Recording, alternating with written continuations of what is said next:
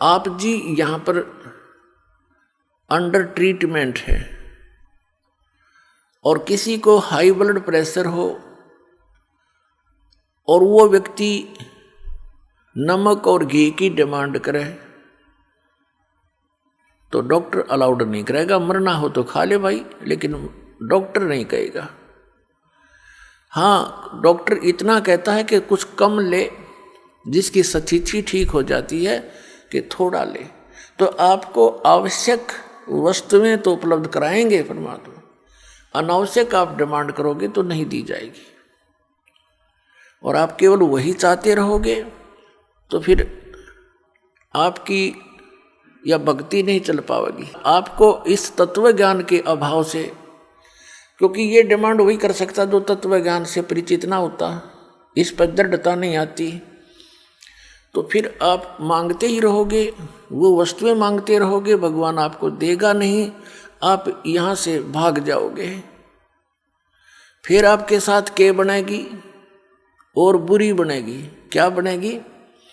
कि जिस व्यक्ति ने यहाँ रह करके 1 वर्ष 2 वर्ष महीने 2 महीने 6 महीने सतनाम प्राप्त कर लिया या नहीं किया, प्रथम मंत्र को भी छोड़ जाते हैं, तो इनसे आपकी बहुत भक्ति कमाई संग्रहित हो जाती है, संचित हो जाती है।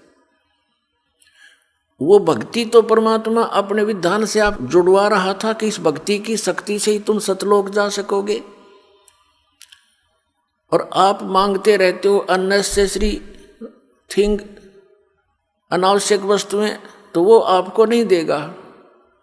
तो जिस कारण से आप डिमांड पर डिमांड रखते हो, फिर वो परमात्मा जानबूझ करके ये इसकी दुश्मन बन जाएगी आगे चलकर, वो नहीं देता है। तो आप तत्व ज्ञान के अभाव से, परमात्मा के इस ज्ञान पर अविश्वास होने के कारण छोड़ जाते हो।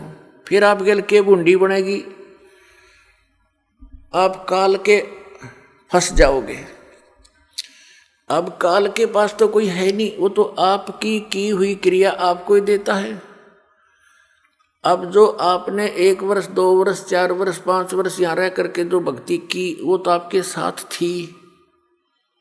परमात्मा तो उसको चाहता था ये बर्बाद ना करे। और जिस धनी का बेटा 1-2 लाख रुपये ले रहा हो, पिताजी तो उसको गाइड करता, बेटा तू बर्बाद ना कर, अच्छी तरह लगा, सुरक्षित रख, डिपॉजिट करा दे कि तेरे आगे दुगने बन जाएंगे। और वो फंस जाता किसी खलनायक के, उसी के पैसों से आप भी मौज मारे और उसके पैसों से फिर सारी शराब पीवे, सिनेमा देखे, कार खरीद ले, फिर सैर सपट्टे करता अंडे, और वो जीरो हो जाएगा फिर कुछ दिनों में। तो यहाँ से गया हुआ प्राणी काल का फंस जाएगा। और वहाँ उसको फिर क्या होगा? वो जो वस्तु मांगने लगता है वो धीरे धीरे उसको मिलनी शुरू हो जाती है।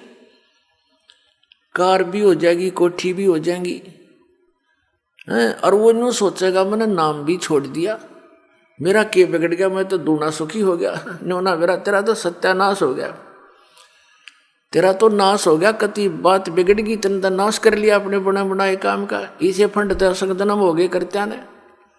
अगर ईश्वर ने तो सुख मान रहा है तो फिर आने की आवश्यकता ही नहीं थी तेरी। तो पुण्यात्मा, उसके आधार से मनमान स्वर्ग में भी देवता बन जाएगा। ये इतनी जबरदस्त कमाई बन रही है आपकी। लेकिन पुण्यात्माओं, इसमें टायर पंचर मत करियो। ये हवा ही आपके अंदर भरी जा रही है, यही आपकी गाड़ी को लेकर सतलोक जाएगी।